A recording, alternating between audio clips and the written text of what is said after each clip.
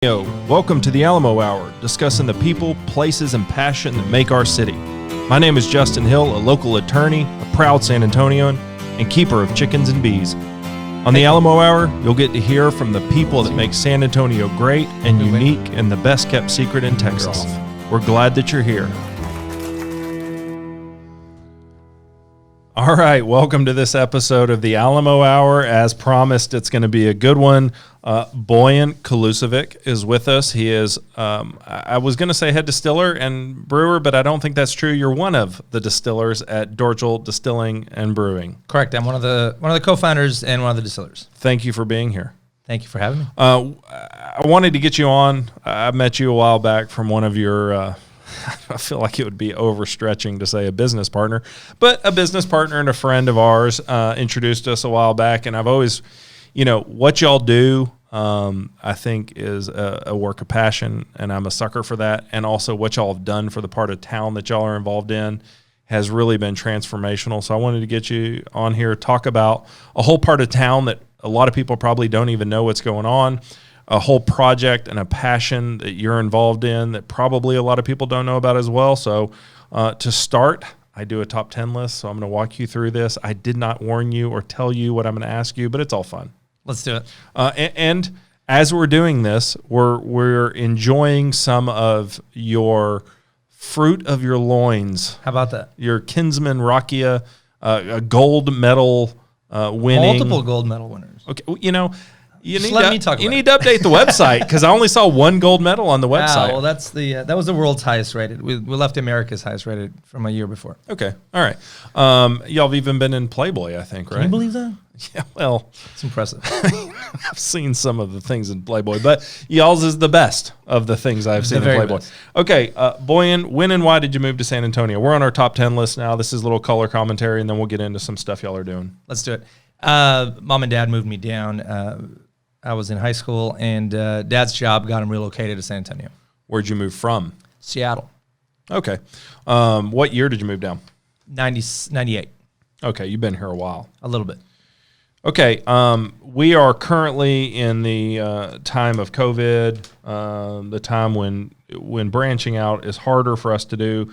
We're making a conscious effort to try to do a lot of takeout and try to support some of our friends. Are there any restaurants you're currently trying to order to go from or try to support? Absolutely. We'll start with the immediate neighborhood. Il Forno does an incredible pizza. Let's limit this to 10. I feel like you're going to... Oh, well, hold on. That's not possible. I plead the fifth then. We got to plug everybody in that's a supporter. El Forno is fantastic. El Forno is fantastic. Sahaki's restaurants are all incredible. Clementine up in Castle Hills is incredible. The guys at Outlaw Kitchen, Chef Paul does an incredible job, and Peggy's awesome. You've got Charity Bar. You've got folks over at who else am I? Dakota East Side. I mean, that's another remodel project was a Hackberry, I think. One of your really good friends, Jody Newman, was talking about how Dakota East Side is one of her favorite places going right now. How about that? Yeah, we have something in common. Yeah. So you actually just listed a bunch of places that I have not heard listed on the show, and I really have never been to Clementine's. You need to change that immediately. You're not going to get there today, but you can do a to-go order. Okay. They do a feed me that's absolutely incredible. I haven't been to Outlaw either. Oh my God. I know. It's like and I consider it's myself like a down the street from here. The chef used to teach at the Culinary Institute. He does a great job. Is it over off the Strip? No, it's on it's by the theater. North Flores. Yeah. Right up from the theater. They had something going the other day, and I wanted to go, but I didn't. Get there real quick, man. Okay. Great food. We did So Luna yesterday. We're doing So Hill tonight. Excellent. We keep trying to help out. Don't forget to order the high wheel that comes along with it. Will they deliver that? Of course they will. Did you deliver any tonight with your interview? I didn't. I heard that it was already here. So we have Kinsman here, which I purchased retail to support local. Thank you for support our local friends. Hidden Gems in San Antonio, and this is sort of the off the wall places you tell people that are visiting San Antonio. You got to go do this. This is not going to be in your guidebook. I agree. What are some of your hidden gems? Wow. Second Saturday for sure. Has to be. I mean, even people that live here, I think. I don't know how they don't know about it. A lot of people don't know about it. It happens every second Saturday of every month. It's an awesome little art walk. It involves a a couple of square blocks on South Flores and Lone Star. There's a set of double tracks. There are probably a dozen and a half, maybe more studios, some living spaces. Yeah. There are great galleries, all artists owned and operated. So, and I'm not going to say hit or miss, genuine. but it's kind of a different mix of people every single time. Sometimes more, sometimes less. Indeed, yeah. It depends on the opening. I think it depends on the month and the year, kind of thing. Christmas is always a little bit slower, but Contemporary Art Month is every March, and that's always a time to schedule a second Saturday in the neighborhood. You got Ruby City right up the street at Camp Street and Flores. So there's a ton of really nice stuff that's happening. And we haven't covered this. Y'all are on South Flores at the tracks, just That's down right. from probably down from South Alamo about half a mile. Maybe even less, yeah. Yeah, and that whole area has this big second Saturday celebration. It's a party. Dorćol's the anchor to this party every single time, and there's a bunch of artists that open up their shops and open up their galleries for people. So that's a lot of fun. That's your hidden gem. That's our hidden gem. We'll take it. All right. You were very kind to open up your distillery to my law firm one fiesta, and we shut down our office one afternoon every fiesta, and we try to just go enjoy. We fiesta, we eat and drink and get to know each other. And you opened it up, and you really showed us sort of how it all works and the passion about it and how you got into it and how it works. And I mean, I consider myself kind of well read, and I didn't know a lot of these things. What is the hardest part of distilling? Because I know brewing, people talk about getting in and getting all the old spent grains out and how big of a pain that is. What about distilling? That's a tough question, right? Don't blow up. I mean, 10% of your job is the distilling. The 90% is attempting to run the business and clean, right? I think ultimately peddling a very niche-y product. We've got an eau de vie, a brandy, a fruit distillate, on the south side of San Antonio. I mean, right? We obviously didn't look at demographics or attempt to figure out, does San Antonio need a $60 bottle of a fruit distillate? And it turns out, like you said, in 2016, we won a double gold in LA. It was the world's highest rated brandy. Playboy wrote about it. These are things that, how do you spread the word and, get the support from the home crowd? And that's probably the hardest part. I love how I feel like we're talking on different worlds. I meant literally what's the hardest part of distilling, and you talked about what's the hardest part of owning a distillery. No, it's a fine answer. I asked a bad question. I should be a better lawyer. What is the moment that you knew that y'all were really onto something with this Kinsman? I mean, I'm not a liquor drinker. Discover that, man. I'm still trying to discover that. But I mean, there had to be. Was it the gold medal? Was it the Playboy? What was the moment where you're like, shit, man, we're onto something here? It's funny. We opened Friday the 13th, December of 2013. Okay. And ominous. That was that was entirely coincidental. Did you say December 13th? Uh-huh. Okay. Friday, December 13th. It's my sister's birthday. Oh, yeah. Make sure you bring her down for her next birthday. Hopefully we'll be back and open. I'll tell Natalie the party's for her. Entirely. Yeah. It won't be our 7th anniversary. It'll be her birthday party. 42. I don't know. I don't know how. You don't ask a lady how old she is. I would say the moment you knew y'all were on the moment we knew, we opened on that Friday, and a couple of dudes behind the bar were actually Don Marsh, who's the barman and the proprietor at 1919, and Nick Kenna, who was formerly of 1919, currently over at the Blue Box Group, and he ended up being our first employee. But we opened on that day, and to a great reception and a ton of folks. And we looked at it and said, oh, my God, people are here. And when folks asked, is this a soft opening? Or when was your soft opening? We said, well, this is it. We're 250 deep, and, we've got 2 professionals behind the bar. And the next day was second Saturday. And I think that the idea that folks actually showed up to this, thing we put together was a testament, I think, to their willingness to try something new and different, and us going, wow, people responded.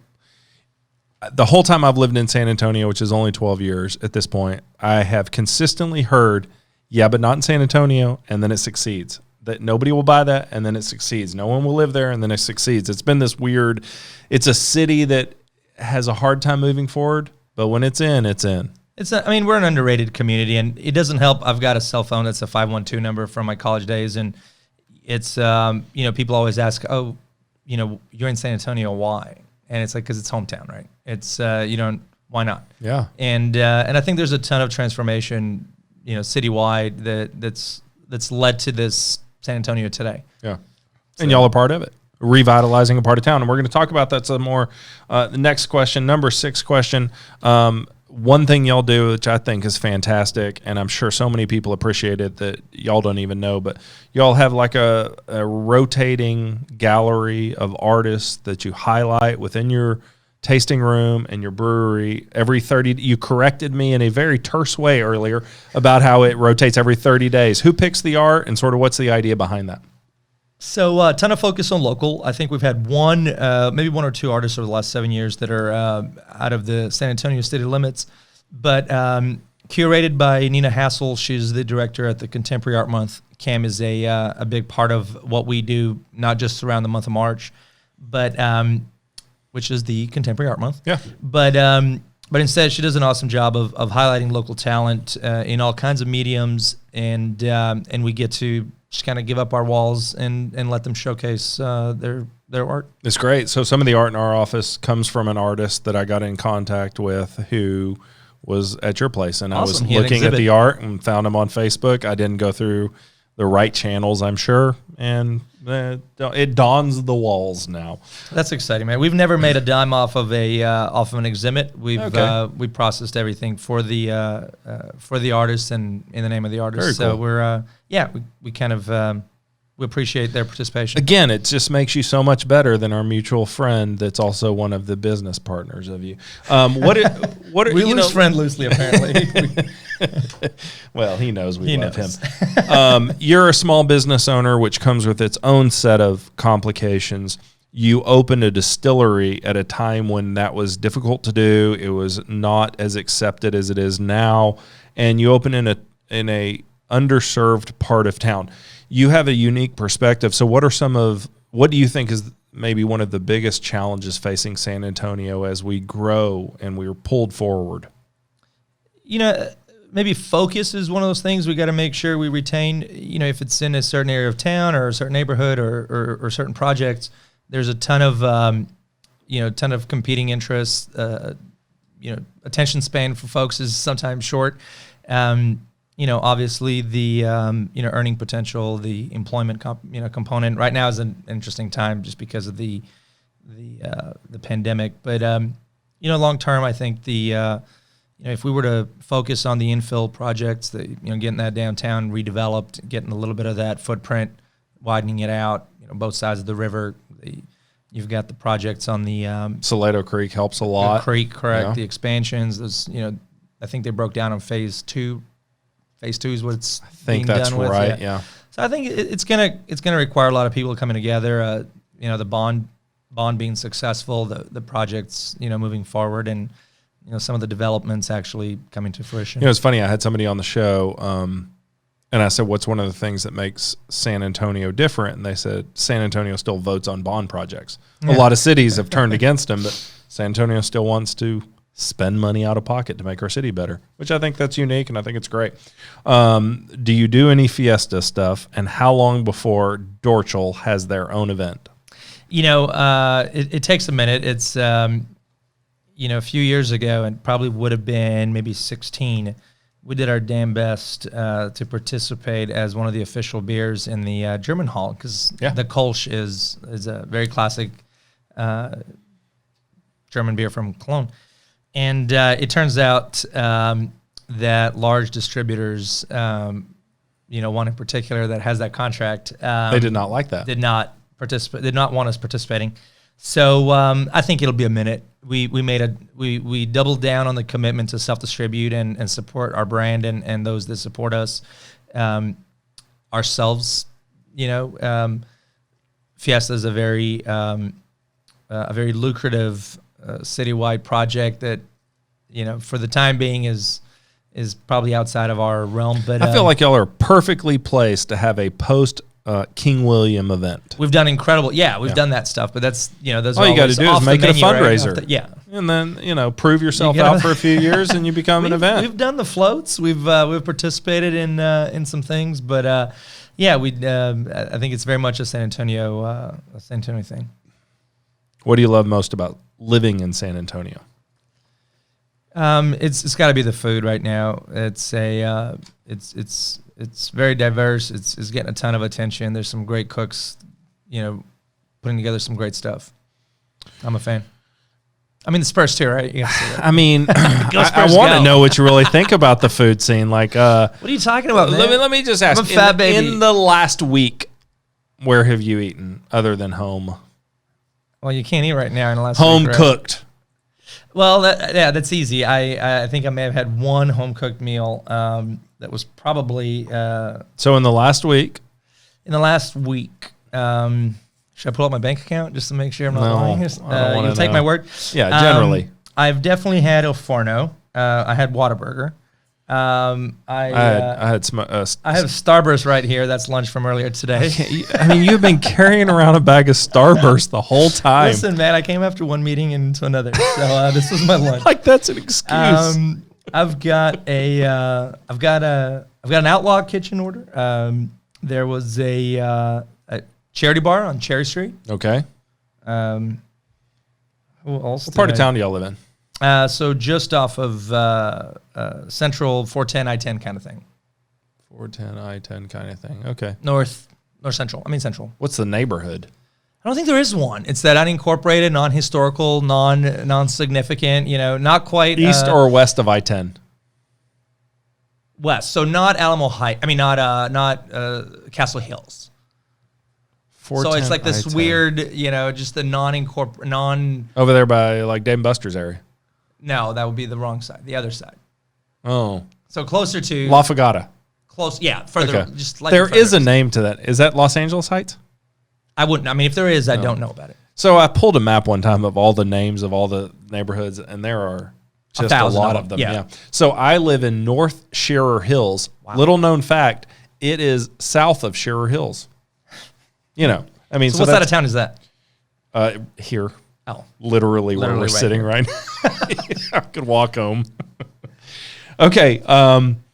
Y'all you're an owner, you're a distiller. The place is Dorćol Distilling and Brewing. You have a personal family story, family history into what you make. And I think it's important to tell a story because so many people think, liquor's liquor. It's a poison. It's a bad blah, blah, blah. You hear all these terrible stories about people that don't understand how a lot of distillers have a real long family story or family history into what they do, the same way people are passionate about anything they do. Tell us about your history and your story and your passion and how you became a distillery and specific to this type of liquor. Before I became jaded and... Before you became the guy with a bag of Starburst sitting in front of me and with 2 bottles of liquor with a Nike Swoosh t-shirt. Listen, don't judge. It's like the chef eating at Taco Bell, right? It's like, you don't talk about it. You don't talk about it, but it's 3 a.m. That's all that's available. He's like, don't look me in the eyes. Do not, yeah. I'll pay with cash. It's not on. Nobody can trace it back to me. I was born in Belgrade. Belgrade's at the time capital of Yugoslavia, modern day or today Serbia, Eastern Europe. So think the Balkans. Was that when Slobodan Milosevic was there? No, it was before that. Okay. Yeah. It's I think 80s. It's a fun name to say. Before all the NBA players, before all the Serbs became NBA stars and tennis champions. No, the year was many moons ago in the early 80s. We're the same age. Oh my God. I know. Running up or down? I don't know what that even means. About it. I don't know. Yeah. I'm still under 40. Me too. Good for you. Yeah. I had to prove it recently, but yeah, it's true. I'm under 40. The last guest on the show looked at my logo and said, "You look a lot younger in your logo." I said, "Well, first, it's a cartoon, and second, it was taken 3 years ago, so it's been a rough 3 years, I guess." It's been tough. Yeah. So born in the early 80s in Belgrade, the neighborhood is Dorćol. It references a play on a Turkish word that's four corners. So Dorćol was a trading post in the Roman times. So Danube runs through the downtown Belgrade, and it was the western bank of the Danube where the Roman merchants and settlers traded with produce or product from the east. So ended up stateside, and as a kid would get sent every summer to go visit the grandparents. And in Belgrade.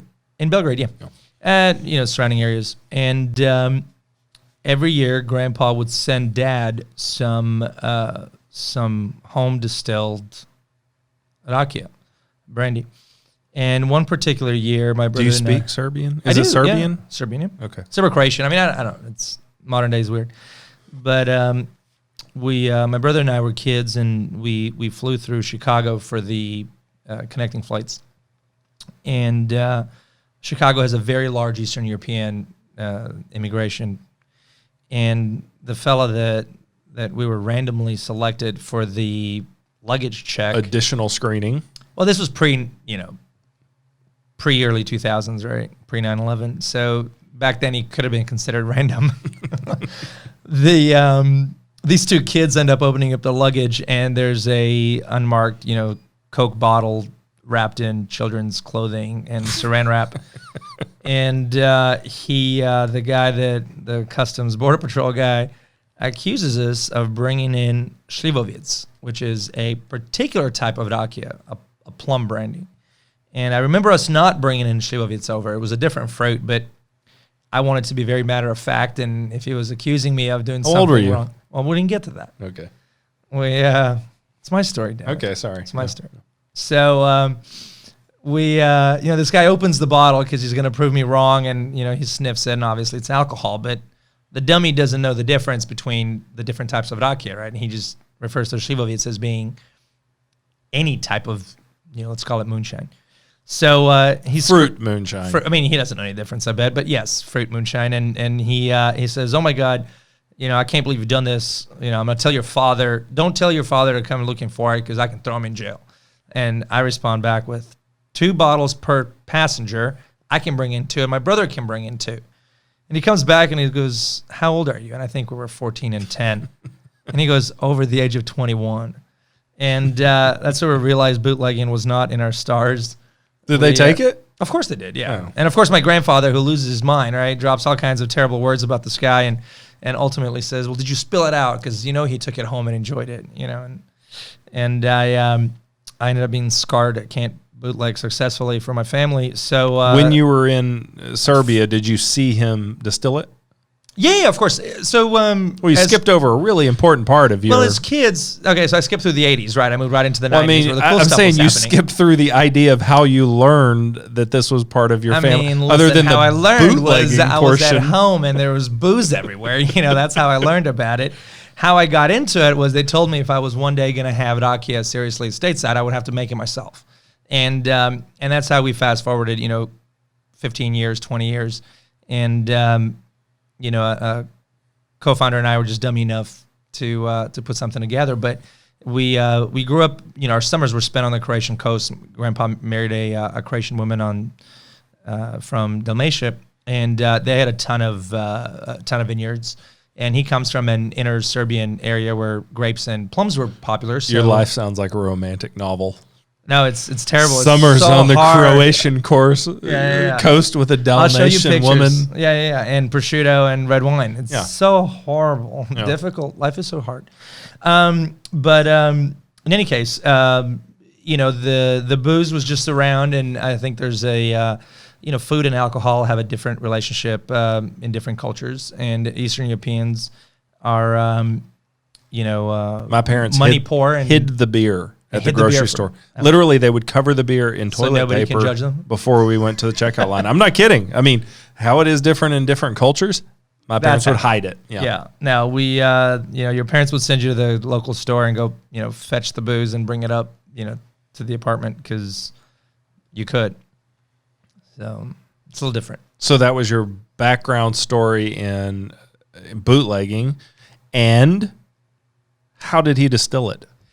Did he have a still? Yeah, of course. I mean, yeah. So very typical of an Eastern European. I feel like we're skipping over a lot. household. Like if you go to Dorćol, y'all have this super neat, cool this old coppersmith distill. Well, so what's funny is that's not old. I mean, that was built for us by the same coppersmith. Y'all don't clean it well. It looks very old. No, it was literally built in 2012. But the Eastern European, the Balkan still, geometries are very traditional, and it's is that important? Heat.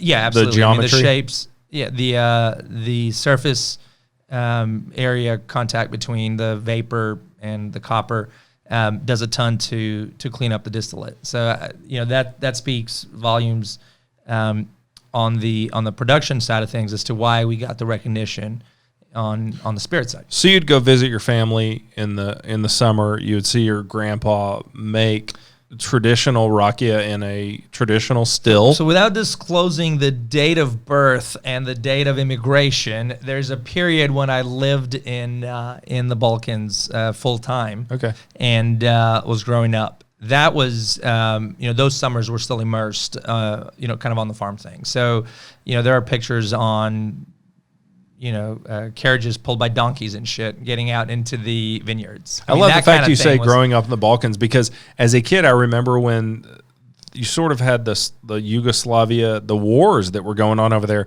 and all the regions were such an important thing. And because I didn't have cable, I only had local news. Brian Williams or whoever would discuss this every night. And I remember learning so much about it, including Slobodan Milosevic. So there was a ton of history before that period that allowed for a much more joyous time in both cultural and travel or eating or drinking time. How far is Poland from there? Pretty far. Oh. Well, yeah. I'm Polish, so I want to know if I've got an excuse to make liquor and give it a cool story. Totally, man. You got potato vodkas and shit. not nearly as good tasting, but it's okay. It's Northern European. You're an amateur bootlegger bootlegging liquor in a Coke bottle, and somehow you went soda bottle. Coke is not a paid sponsor of the show, is it? Maybe. Do we have to plug them in? Maybe. I'm still waiting on a sponsor. Is Dorćol interested? It's very cheap right now. Tiger. I mean, hey, it'll go way up. Joe Rogan's $20,000 an episode for one spot. Wow. Of multiple spots. People pay for that? Yeah. Yes. Okay. Who's this guy? Yeah, Fear Factor. So you go from being a bootlegger to a guy whose rakia has been there might have been medal 15 years in between of growing we're up, get there. going to college. Gold medal award winning, all these wonderful things.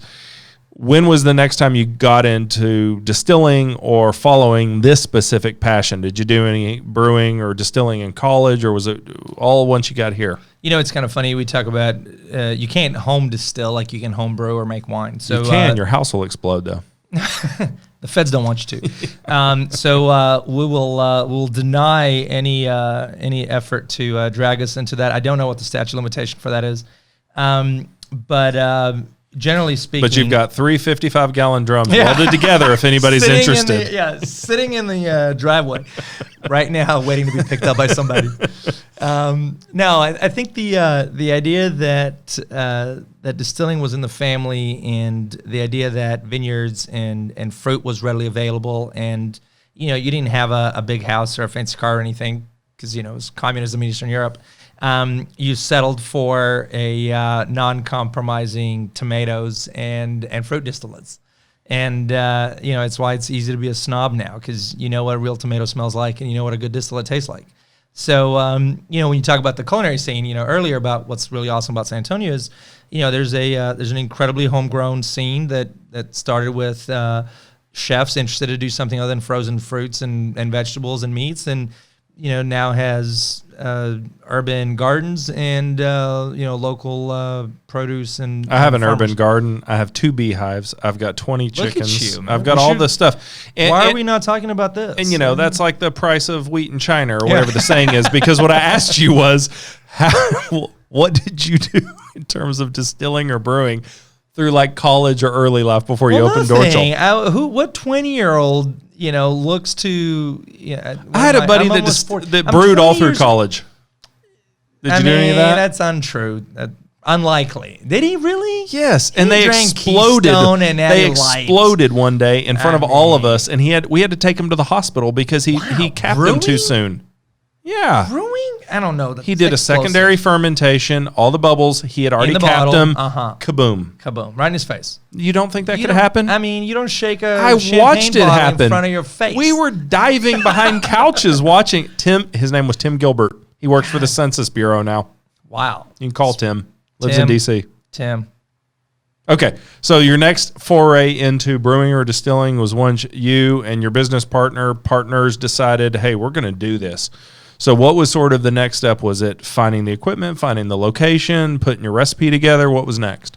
So I'll start backwards, right? The recipe is pretty easy. It's 100% fruit distillate. So we don't hide about it. Tell us what that means, because I don't think people. I didn't know until you explained it to me. I didn't realize y'all kind of make straight alcohol and then you kind of blend it down. We do, yeah. So you take your sugar. Did you bring me any hand sanitizer, by the way? There's absolutely none for public distribution. God. Okay. So go on. Tell us how rakia and Kinsman is made. Of course. So rakia is a Balkan word for brandy. Okay. Literally, the entire Balkans call it rakia. It's Serbia and Croatian. And to make a good rakia, quality rakia, you use 100% fruit mash bills. So you literally take whatever fruit you're going to use, and it's always a single fruit, and you ferment it. So you depit it, you destem it, and you add yeast, and similar to brewing. So fruit is your sugar. Source, correct. Yeast is yeast, and those go together and they make alcohol. Correct. Okay. So yeast converts sugars to alcohol, and you take this wine, if you will, and you put it in the still. You run it through the still twice. So the first run is your stripping run. The second run is your spirit run, and that's really where the art happens on the flavors, because the spirit is split, or the spirit run is split into three sections: the heads, the hearts, and the tails. So the heads are will get tossed. We toss, and these are the alcohols that are more volatile. These are alcohols that give you a little bit of burning sensation on your lips or in your mouth, on your palate. The hearts is where But the heads just get tossed down the drain. We do, yeah. Okay. Literally just toss it. What's the alcohol by volume on that? 100. It's 80. 85, 86%. It's 190 proof. I mean, it's pretty high. It's Everclear high stuff. I mean, yes. It's, okay. It's a high proof booze. The hearts is the just like it implies, the meat of the highest quality ethanol, and it is where your aromas and your flavors are cleanest, and it's what ultimately gets collected and then moderated with treated water down to your bottling strength. For us, it's 84 proof. So I never knew that. You Science. Distill really like high quality, high percentage alcohol, and then you water it down. Correct. Yeah. Yeah, I didn't know that. And then the tails are what the tails are these bitter elements of the alcohol, and those also don't make the cut in the hearts, and it allows for the spirit to be very clean, very aromatic. Why don't y'all do like everybody does? So all the wineries have their $100 bottle and then their $20 bottle. Why don't y'all make you can call it, I don't know, not Kinsman, Brotherman. Brotherman, yeah. Something. So there are some distillates in the works. There's some barrels you probably noticed that are, sitting around the warehouse. There's a single malt whiskey that was a kind of a precursor to the beer component. There's some grape that's been aging. Was that going to be grappa? No. It's grappa would be the pumice brandy after the winemaking. Huh. We literally took the wine itself and distilled it. Did you learn all this as a kid? Well, I mean, you see it, right? You don't think of it as a science project. You at the time, right? But as you a looked kid, at it as a task. Well, yeah. I mean, you're having to shovel things, or you're having to clean things, or you're having to move things, or you're having to go fetch things. And I had one grandpa who was like, "Don't touch me," and I had another grandpa. No, mine were who different. Would tell me to kill the pigeon.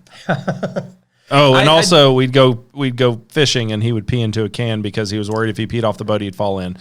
So we had a very different upbringing. Different. I mean, he was definitely an alcoholic, but not in the fun way that your grandpa was teaching you science projects. No. For was us, that too personal? I mean, I feel like my upbringing is way more common for listeners than yours on the Croatian coast. No, listen, making brandy, making booze. Yeah. I mean, we did have a.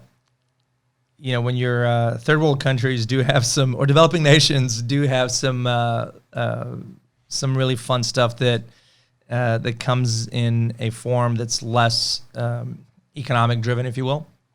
And part of that is because y'all were communist and there was no economy. Socialist. Well, Iron Curtain. No, that was on the Bulgarian side. That was one. That was on the other side of Danube. Okay, so I've got just a few personal questions, and they're not personal. They're selfish questions because I want to know how many times did y'all have to run through this process before you were like, this doesn't taste like shit anymore? Because there had to be some runs. Yeah, so we cheated a little bit. We had the still made in Serbia, so we knew what we were going to get was going to be very identical to, what was available in the farmhouses. And is the still that important? It is, yeah. I mean, think about the tools, right? So, it's one thing to have great dough for bread. It's another to have an oven that actually works, right? So, baking in the ground and using coals to cover, for instance, right? I mean, things like that. No different. Okay. Tools of the trade. And the other is my uncle's friend of 40 years owns the orchards that we started with, and we literally put this 80-year-old man on a plane, and we flew him out here to make sure that when we put the still together and started distilling, we had an adult figure in the room. And the first day wasn't as fruitful as we thought. We had a flue vent collapse off the ceiling, and it's last minute crisis. But we collected ourselves and woke up the next day and went back to it. So so we definitely had a family support. I mean, we after the family gave up on talking us, after they gave up on talking us out of this, they decided to help instead of divert the attention, right? So we had both my uncles were in the let's call it produce world. So we had access. Sounds like they're drug dealers. How do the apricots come in? Yours is an apricot brandy, right? So do you get whole apricots? Of course, yeah. So you literally prepay a harvest. In order for the yield to be successful, you want the fruit to be ripe, and a grower typically has incentives to pick early because you get a ton of water weight, and so we work with growers to make sure that the fruit is ripe, full of fructose, and that involves prepaying harvests and then waiting to pull. All Serbian. Yeah, yes, all Central Serbian. So 90% of the world apricot supply actually comes from the Balkans and Turkey. Crazy. So would you use anywhere else, or does rakia require? I mean, some. No, I mean, look, you can't make a good product with a shitty ingredient. So why wouldn't you? Will y'all use peaches from Fredericksburg at some point? The hardest thing, look, man, that we talk about, U.S. as being this heavy producer of foods and this, we like to romanticize orchards, but to distill fruit, you literally have to have tons of fruit. It's 20 pounds of a fruit to a bottle of booze. Is that right? Yeah, it's nuts. That was actually a question I was going to ask. So that bottle we're looking at right now. 20 pounds of fruit. Why don't you hold it up? Because you were very concerned that it wouldn't get enough. Yeah, there you go. Enough attention, airtime. Yeah. Where do we? Well, you can figure it out. Right there. There you go. So that bottle requires 20 pounds of 20 pounds of fruit. Deep pitted fruit. Yeah. So I mean, so let's pretend like you went to the grocery store and apricots are $5.99 a pound. Yeah. So do 20 pounds. So would American peaches be cost prohibitive? I just don't know the economics. Yeah, there's a couple of things, right? So in order to make it financially enticing to the grower, they pick it early. So ultimately, if your harvest yields are low, you investing in the infrastructure long term is a difficult, expensive task. Y'all buy futures, basically. In an essence, yeah. I mean, you're hoping that the you're hoping that there's no late season freezes or hail that wrecks the trees. And if you look to the Texas grape industry, that's a precursor. I mean, a ton of people made a ton of investment. So since it's seasonal, do y'all distill as the fruit arrives and distill it? Do y'all have a distilling season? Absolutely. So that makes fruit distilling that hard. This is so much fun. Yeah. All the boys and girls in science classes. Will you give me a little splash of your Kinsman? Of course. I want just a splash. 2 pounds of apricot. 2 pounds. Hold on. Brandy, please. Let's say 42% booze. Yeah. The truth is that fruit is only available once a year. Right. So grain distilling is a ton easier because you can get a bag of grain delivered on a truck, just like breweries and distilleries do all the time. So fruit distilling is a little bit more complex. It doesn't hold. It's got its own seasons. And it's only available that one time a year. How do y'all get it? What is it? I mean, what does it look like? I mean, it's not a pallet of apricots. No, it's literally truckloads of apricots that end up on the back of a farmhouse in Serbia. They get delivered to us in a bag, in a bucket. No, truckloads. So think of 13. It's not just single apricots, though. I mean, there's truckloads of single apricots. People have to pick this. I mean, how do you? I know, how do avocados end up at H-E-B? What do you think? When they show up at the distillery, it's literally just a whole apricot with a stem on it. No, of course not. Of course not. We get to do our fermentation on the back of our farmhouse in Serbia. I mean, so JC, Uncle's friend of 40 years, an 80-year-old man, that we've invested a ton in the infrastructure so that they can take possession of the apricots for us. Okay. So then what do they do with them? They destem and they pit them. Okay. So there are these machines that have, let's call them augers. So y'all get the fructose. That's right. We get a first. We call them low wines, but ultimately what it is in order to stabilize the fruit for shipping, you've got to be able to somehow preserve the flavor profiles. Okay. Right. So the idea of freezing fruit is both unpredictable and not very conducive to quality control. So a good friend of the JC's good friend was the professor at the Belgrade Institute for Fermentation Sciences. And his first question was, how do you intend on moving fruit from Serbia to Texas, right? And of course it's in August and September, so we're all in the northern hemisphere, and the temperatures are outrageous.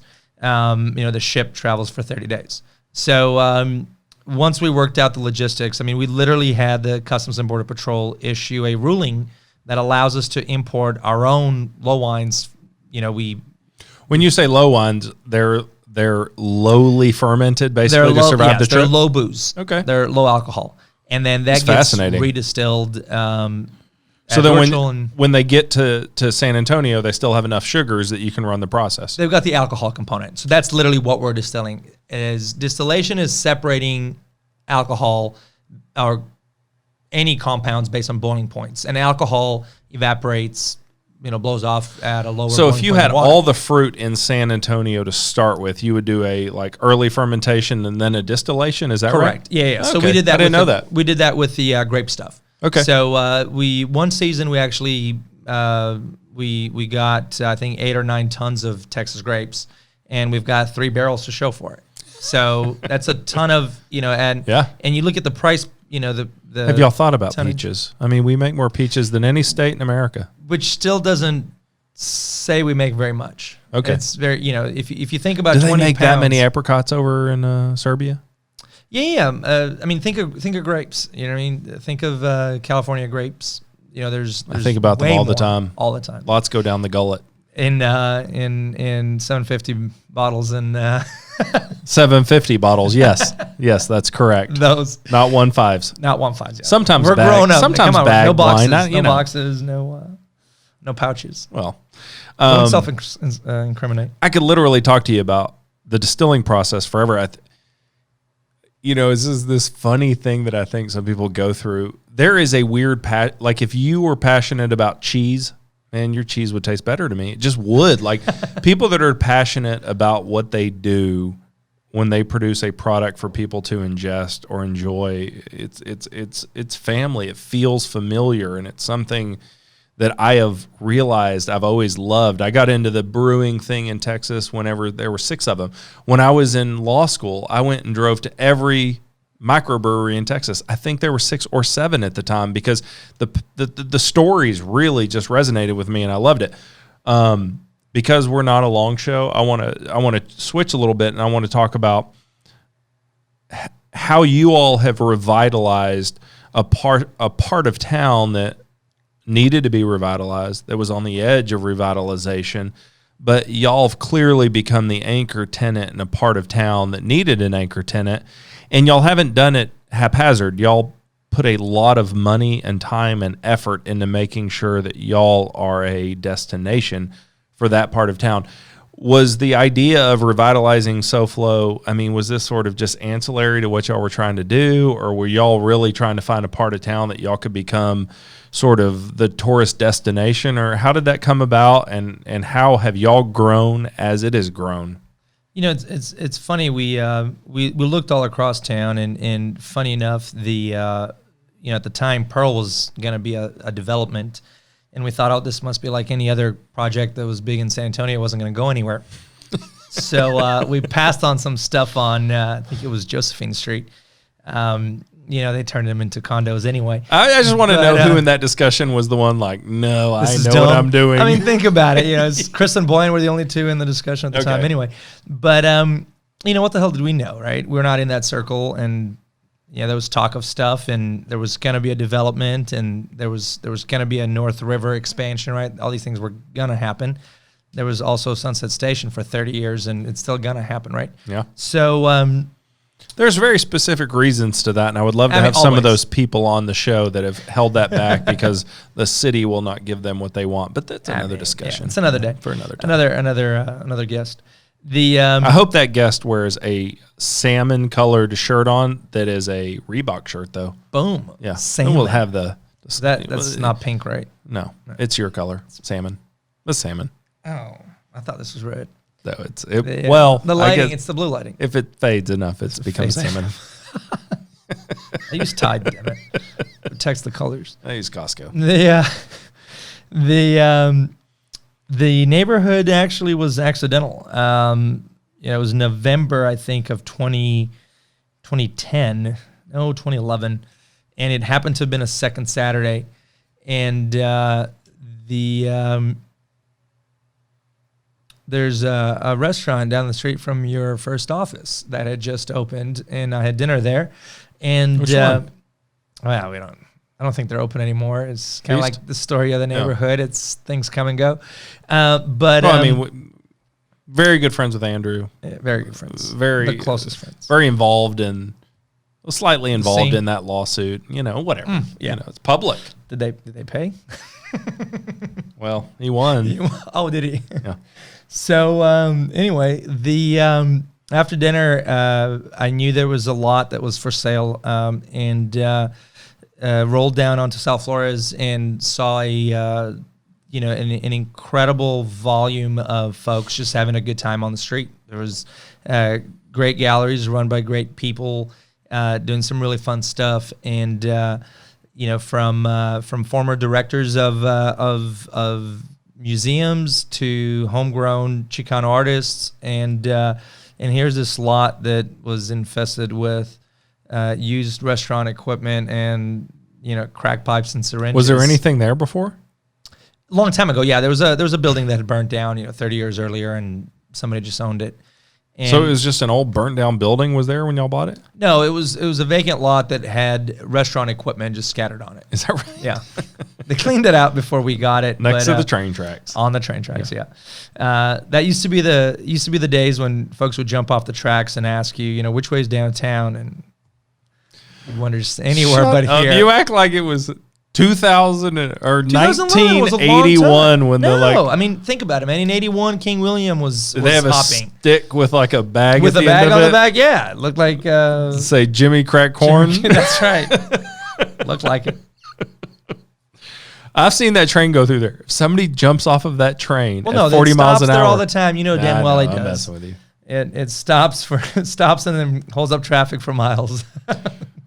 It's very active. I like that you're getting annoyed with my jokes right now. I mean, go ahead. Annoyed. I'm having a go good ahead. time. So you had used restaurant equipment that was. And it got cleaned up, and we broke ground in February 5th of 2013. Okay. How long before y'all were built out? Officially, February 2013 to December 2013. So, what does that put you? 10 months. Okay. When was the first distillation run? Distilling run. Hold on. When was the first openly public, legally? December 13. Okay.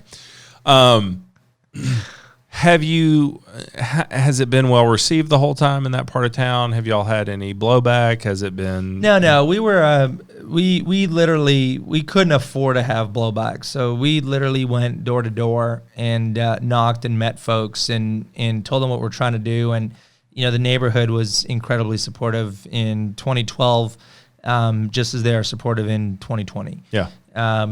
Met the immediate neighbors, met the neighborhood leadership, met the elected officials. Some of those folks have obviously changed since, but the idea was we were genuinely interested in being part of what was happening there. And for 20 years, there's some really great stuff that was going on in that intersection, and it was very, very genuine, very homegrown, and not interrupted by sort of out of towners, if you will. Yeah. That was left on the river. Have y'all expanded? Well, we grew a little bit. We're in the process of adding a second bar to it. We obviously grew our production side of things. We added a second still. We added beer. We added a few large fermenters. We've done some stuff that allows us to share more of what we do and with others. But whose idea was it to have this community focus where you've got the food truck and you bring out the bands and you allow people to set up? Y'all allow people to set up booths on Second Saturday and sell things within your distillery. Y'all are not just a distiller. Y'all have a very community focus, especially for Second Saturday and especially for private events. Y'all have Rivard Report speeches. Y'all have political events. Y'all have become part of the community. And we have civic events. Well, whatever you want to call them. There's a difference than being a business and being a business that has created an anchor for discussion and communication with the community. I think we knew that if in order for us to work to be relevant, we knew we couldn't do it on our own. We're two schmucks who we started out as two schmucks, and now we're a couple more schmucks, but we weren't disillusioned that somehow, here we're going to do this, God's gift to the world, distillate. And, you look through your business plan that you wrote, a dozen years ago. And the one thing that still resonates was our commitment to building a community around what we're doing. Yeah. And that's literally in that plan, right? So we knew we had to, sort of herd all the cats that were into what we're trying to do and share it with them. So we do that with our spirit. We do that with our beer. We do that with our chefs and bartender partners across the state. So I think what y'all do is fantastic. I'm really jealous that my degenerate friend became a business partner, and I didn't hear about this business opportunity. Yeah, well, that's also a good point. I think, we joked about this before we got on the show because the previous guest before you, he had never heard of y'all. He had never heard of Second Saturday, and he's exactly the kind of guy that should know about Second Saturday. What is a good way for people to learn more about the distillery? What would you say is your perfect introduction to Dorćol? Because I went on the first time I went was a very low attendance, early in the day, Second Saturday. I had a great time. I got to walk around and hear things and see things, and I had some cocktails from y'all. What is your two things here? What is the perfect day at Dorćol for a random person that wants to check it out? And what's the best way to learn more about what's happening at Dorćol? The easy part is how to learn about it is obviously social media, right? It's how do people communicate these days? It's on their on the under apps. Dorćol? Yeah, Dorćol Spirits. Okay. So DorćolSpirits.com, at Dorćol Spirits on Instagram, Facebook, Twitter. I don't know what else is out there. And then under normal circumstances. Don't get on Reddit, by the way. The people there are terrible. Yeah. Man, they're Reddit, so mean. YouTube, horrible. They told me that my show was not. They said you need to understand that people in San Antonio are not educated, and therefore you need to rearrange your show. I thought, what the hell are you? What Did you cancel your subscription? No. I mean, it's free. Oh. Yeah. Oh. Did you move to your MySpace account or? I just changed the name to Boyan. Did you? It's foreign enough. Other than keeping up with us virtually, right now it's kind of an odd time, right? So social media is the best way to get new information. Correct. Yeah. Keep up with us, see what we're doing, see what we're up to next beer release, next spirit release. And then what do you think is the best introduction to what y'all do? Would it be a second Saturday? Would it be a private deal? What? It's likely got to be like when we're back into normal operations, it's got to be like a low-key Thursday, 6, 7 o'clock where. Because y'all have a bar. Correct. Yeah. We're the first distillery that opened after the law changed to allow on-premise sales. So in 2013, everybody was a manufacturing space that practically just cranked out booze and distributed it. And we miraculously designed the space to allow for an on-premise component. But when you say distributed it, that meant y'all gave it to a distributor to distribute. Correct. Yeah, I mean, y'all couldn't distribute. That's still the case for spirits. Can y'all not sell Kinsman? For what? On-site or distribution? On-site. So the law changed in 2013 to allow on-premise sales. Before then, but you can't sell a bottle of it, right? We can, yeah. 2 bottles per person per 30 days. Nice. I mean, TABC is pretty explicit in how they want things done. We still have to sell it through a distributor to a bar or liquor store. Okay. But we can sell it. So when did it change that you can sell an actual bottle of liquor? 2013. Okay. I thought that was more recent. Okay. No, 2013. What just recently in September changed was that we can sell you a bottle of beer. Is that right? That literally just changed. Okay, so you couldn't sell beer, but you could sell liquor. Correct. That makes sense. It gets epic. Yeah. So, but you're limited to how much beer now? 288 ounces a day. So what? 24. Case. Yeah. So per person. I mean, I guess. But, I wouldn't know these things. I'm if you you can bring the neighbor, or the spouse, or a friend in the car, and we'll sell you more than one. If I'm bringing random people to overcome the limit, I need to go. Absolutely not. You're just having a party. See my clergy. That's absolutely not. What's a clergy? We were blessed by Father Emil. He was at St. Henry's, and he literally walked over. He's Polish, and he traveled Serbia on $5 apparently in the 70s. And he came in. He heard what we were doing. He literally blessed the space. So, do you prefer Serbia or Croatia? I mean, same place. If you're going vacationing, two total. One's beautiful. An urban downtown, New York City. The other's a, Which beach. one's urban? Downtown. Belgrade. Is it as dense as New York City? Is it like that? I mean, that's hard, right? I mean, New York City's pretty dense, but yeah, it was the party capital of the world. I mean, it's absolutely incredible. According to who? I don't know. Playboy. Yeah. One of the USA Today. I don't know. There was one episode of Playboy that was Channel. Like best liquor, Kinsman, best city, Belgrade. No, Playboy didn't name us the best liquor. They reported on 5 best American products or something to look for. We were one of those. Our mutual friend was very proud at the gym, and y'all should be. That's a big deal. Listen, I mean, all of this stuff is a big deal. Yeah, I mean, we're very humbled by the attention we get from some really incredible folks. I mean, I like that I know you well enough to joke with you, but what y'all have done here is really cool. It's very good. Your space is super cool. Thanks, man. The community that has been, it's almost has its own orbit on a lot of times. I mean, that's just true. It's Second Saturday is such a cool thing in our city that if you haven't been, you have to go. But y'all are the anchor to that, and y'all aren't haphazardly. Y'all are because y'all have a food truck, and y'all have a bar, and y'all let people that can't afford the big fancy galleries set up, and y'all allow independent artists and musicians to be there. And it really is something y'all should be super proud of, because I'm proud to know y'all, and every time I go to that, I mean, I took my parents to that, for Christ's sake. I mean, my parents are in their 60s and 70s. My dad's 74 years old. It's family-friendly space. I mean, the last time he was there, I said, we need to go do this. I mean, it's walkable. It's nice. Yeah. When the weather's nice, it's fun. There's nice people. It is this weird, you're exactly right. It's this weird hidden gem in the city that I feel like doesn't get enough attention. Y'all make great alcohol, but y'all also have become such incredible community anchors and partners for that part of our town that needs it. And I hope y'all get all of the attention in the world. What do y'all think is sort of the next step, or what do y'all hope happens as y'all progress and as y'all grow?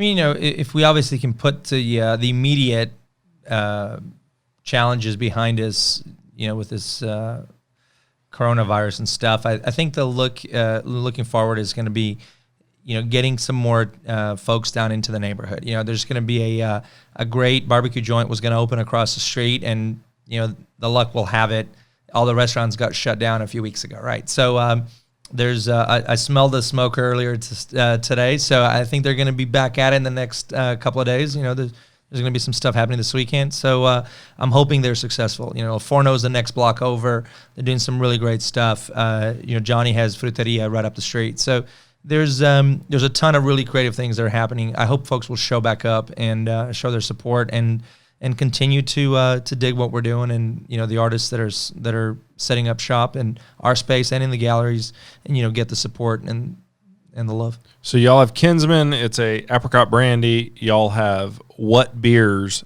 on your current lineup? The High Will Betty is always the winner. She's our anchor. She's the only beer we canned when the law changed in September. So she's kind of been the what carries the boat this last 3, 4, 5 weeks. But y'all did just can another one. We just did, yeah. We just thank you for bringing it here today. I didn't think I was in a different meeting. No, it's okay. I have a day job, man. I think that's important. You have a real day job different from this too, yeah. Yeah, I'm peddling payroll. Wonderful on 2 things. ends. Yeah. But yeah, we're looking we're looking forward to releasing some aged stuff before the end of the year, and we hope people show up and support us as much as they have in the past. That's going to make the world of difference. Do y'all have any? Or I was a huge St. Arnold's fan and a huge craft brew guy early on. I had St. Arnold's Divine #1 through 15 for years, and I had so many. I just sold some on eBay. Who sells beer on eBay? I mean, it's ridiculous. But I was that into beer. Are y'all going to get into any of these sort of small batch craft, specialty beers, or y'all going to stick with sort of the sessionable, easy drinking? Listen, we literally, it's out of the world for us, but we took subtle flavors to a whole new level with this Vita Colada thing. We infused an American wheat ale, a Hefeweizen, with with some pineapples. So it's got this incredible summer Is it sold note out to it. It's not yet, but I did get some texts for some case buys from restaurants. So I don't actually know that we're going to intend on distributing it to others, but we took this opportunity to release our short supply tall boy series. Will you say me one? I'll say just one beer. One beer. Yeah. One can. I got you. It's on me. Okay. Is there anything planned currently for what's going on at Dorćol, or is everything on hold, or are y'all holding on hope that X event is still going to happen in the future? I think we're trying to think outside the box. We're hosting a cool chef on Sunday to do a brunch to go. So we're kind of excited to good for y'all. I mean, that's what I mean. Right? That's great, man. I think we're doing our part. It's nice to have folks want to partner with us. Folks are going to come online. Who's the chef? Ed does. He's a homegrown chef. You just said Ed. Cool, Ed. I know, but Ed doesn't have a last name or he's affiliation. He's homegrown. Okay. All right. Homegrown is his brand. Homegrown chef. Oh, really? Yeah. Okay. That's the whole thing, Just dude. Hey, he's an at-home chef. No, homegrown. Homegrown chef is his deal. Okay, cool. The is a cool cat. We got some cool stuff that's coming along with that. What time is that? How do you get it? You text us you look it up on social media for the food menu, and then you text us at 210-900-4440. I've always wanted a 900 number. So that's when? Sunday? Sunday, pick up. Because I don't think this is going to post before Sunday, but I will put it on our social media and our get the blog. chef some attention. Yeah. We'd love it. But long term, I think we're going to be excited about this whole beer to go thing to continue and boost to go, and then hopefully get to host our official Ice Cream of San Antonio this summer. That's been a hit last 6 years. So yeah, y'all have done that. Yep. Year in and year out. Yeah. Boyan, thank you for being here. This has actually been a lot more fun than I thought it would be. I have realized I have a weird affinity for people that have a passion about something. Like it's great to hear the stories. I don't know these things. We buy alcohol, we buy beer, we buy food, and until you hear the story behind it, a lot of times you don't maybe appreciate it like you should. So thank you for being here. When y'all start doing new things or getting into new lines, or you release your 40 tons worth of grape, 1 bottle liquor, will you come back on? Would love to. Okay. Thanks for having us. That's going to do it for this episode. Thank you so much for being here. Dorćol Distillery and Brewery, or Distilling and Brewing. What's the website? DorćolSpirits.com. Okay. You can find whatever you need at DorćolSpirits.com. You can find it on their social media, at Dorćol Spirits, I assume, or you live in San Antonio. It's not going to be hard to find. You can learn more about them there. Join us on our next episode. We're going to continue to have great guests that are going to talk about what makes San Antonio very unique and special. Our top 3 wish list continues. Coach Pop, you're never getting off this list if you don't come. Shea Serrano, all the great things you're doing to help out San Antonio. And I'm a huge Office and Scrubs fan. And Ron Nuremberg, you've told me you're coming on. So, just do the deal. Thank you, and we will see y'all next episode. Thanks for joining us on this episode of the Alamo Hour. You are all what make this city so great. We hope you join us next week. In the meantime, subscribe to our podcast. Check us out on Facebook.